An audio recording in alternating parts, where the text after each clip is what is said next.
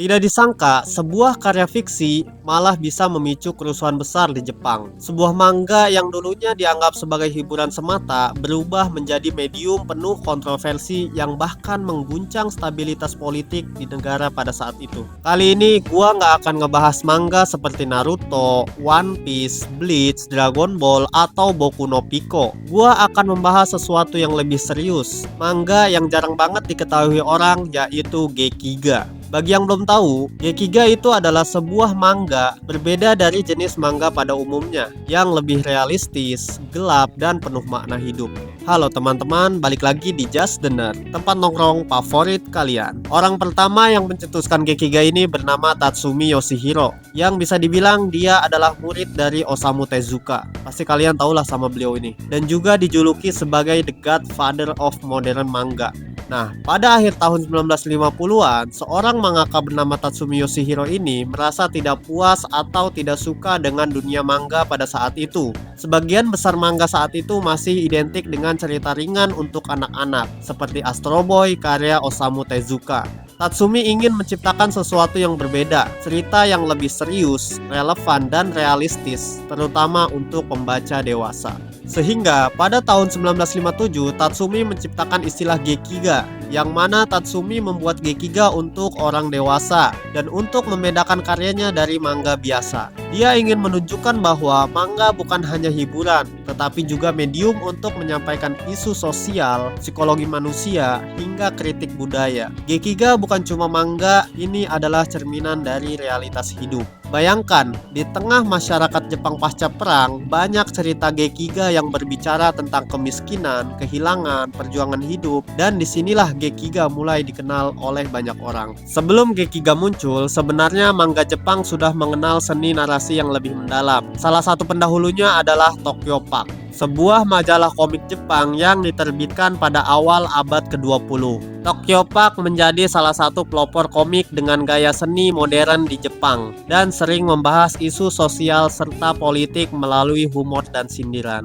Walaupun Tokyo Park lebih ringan dibandingkan Gekiga, pengaruhnya terhadap manga dewasa sangat signifikan. Majalah ini membuka jalan bagi mangaka seperti Tatsumi untuk membawa medium ini ke arah yang lebih serius. Kalau Tokyo Park adalah langkah awal, Gekiga adalah evolusi yang membawa manga ke tingkat yang lebih kompleks dan berani. Dan akhirnya, pada tahun 1959, banyak seniman yang mengikuti langkah Tatsumi untuk membuat Gekiga. Akhirnya, Tatsumi membuat komunitas yang disebut Gekiga Kobo. Di tahun tersebut, masyarakat Jepang mulai ramai yang membaca manga, sehingga pasar majalah industri manga dan kasihon mulai pesat di Jepang. Buat yang belum tahu, kasihon itu tempat peminjaman buku di Jepang. Tapi, masuk ke tahun 60-an, minat baca masyarakat Jepang mulai menurun dan kasihon perlahan mulai sepi, sehingga beberapa penerbit besar mulai mengembangkan manga Gekiga di dalam perilisannya. Akhirnya dengan perkembangan Gekiga, industri kembali normal. Tapi lama-lama Tatsumi mulai memasukkan unsur-unsur Gekiga yang sebenarnya, seperti cerita penuh kritik, kekerasan, penyimpangan seksual, tentang kesulitan ekonomi, kehidupan sosial, psikologi. Bahkan Tatsumi menuliskan tentang masyarakat pinggiran Jepang sampai politik pemerintahan, dan juga sisi gelap Jepang. Pokoknya kegiatan yang berbau dewasa. Tindakan yang dilakukan Tatsumi dalam menuliskan sisi gelap Jepang perlahan mulai dicurigai banyak pihak. Di balik penggemar Gekiga, ada juga masyarakat yang tidak menyukai Gekiga karena dianggap terlalu kontroversi bagi publik dan juga menjadi pemicu untuk menggiring opini masyarakat. Gak berhenti sampai di situ, ternyata akibat dari Gekiga ini situasi mulai memanas karena ada beberapa oknum menggunakan karya Tatsumi ini dalam menggiring opini masyarakat, yang mana itu digunakan untuk menyetujui perjanjian perdamaian antara Jepang dan Amerika pada tahun 1959. Tapi di waktu yang bersamaan juga, Gekiga ini dimanfaatkan lawan yang tidak menyetujui perjanjian perdamaian antara Jepang dan Amerika.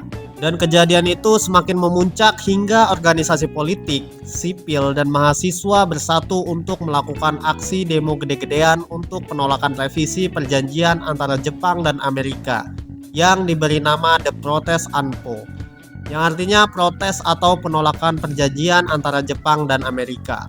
Wah, ini gila banget sih. Berawal dari sebuah manga hingga memicu aksi demo dan kerusuhan di Jepang. Dan akhirnya Tatsumi dicurigai memiliki hubungan dengan pasukan bawah tanah Amerika. Tapi untungnya Tatsumi langsung klarifikasi akan hal itu, bahwa ini tidak memiliki sangkut paut apapun terhadap Amerika. Dia cuma menuliskan apa yang sedang terjadi oleh masyarakat Jepang dan mendukung apa yang layak bagi masyarakat Jepang dalam aspek kehidupan, dalam aspek ekonomi, sosial, dan lain-lain. Tapi akhirnya perjanjian perdamaian tidak bisa dihentikan dan masyarakat anti Anpo perlahan mulai semakin meredup. Dan saat itu perkembangan Gekiga juga mulai menurun dan mulai ditinggalkan beberapa generasi karena dianggap panas dan penuh politik. Tatsumi juga mulai membenahi ulang Gekiga ke jalan awalnya supaya tidak disalahgunakan oleh orang lain untuk kepentingan pribadi.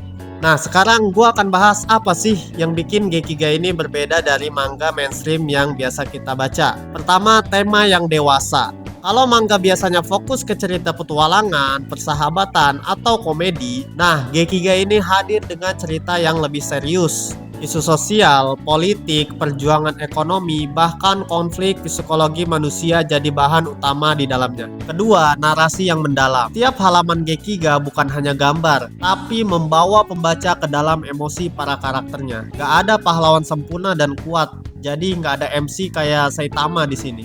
Ya, maksudnya?